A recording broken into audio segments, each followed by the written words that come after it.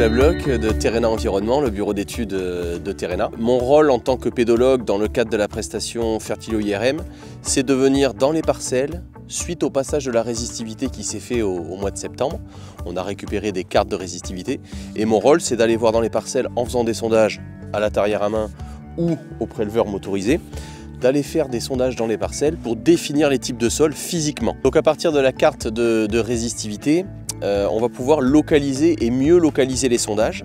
Donc on est équipé d'un GPS qui nous localise dans la parcelle et on va pouvoir se positionner dans les bonnes zones, les zones stratégiques pour positionner un sondage. Et donc notre rôle de pédologue dans ce sondage, c'est de définir l'horizon de surface, quel type de texture, des limons, des sables, des argiles, quelle charge en cailloux. Dans les obus, on peut atteindre 40-50% de charge en cailloux dès la surface. Le degré d'hydromorphie, donc là ce n'est pas présent dans le sol ici, mais certains sols peuvent être hydromorphes, c'est à nous d'identifier, ça ne peut pas s'identifier au laboratoire. La charge en cailloux non plus, elle n'est pas identifiée au laboratoire.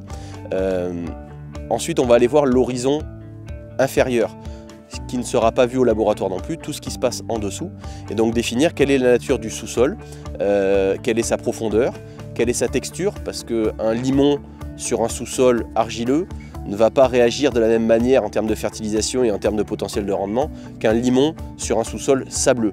Et bien, le but c'est de définir l'horizon de surface et l'horizon inférieur, la charge en cailloux de l'horizon inférieur, est-ce qu'on a une présence de roche, d'hydromorphie également. Toutes ces choses-là doivent être vérifiées pour définir le nom de sol Terrena et le potentiel de cette zone-là.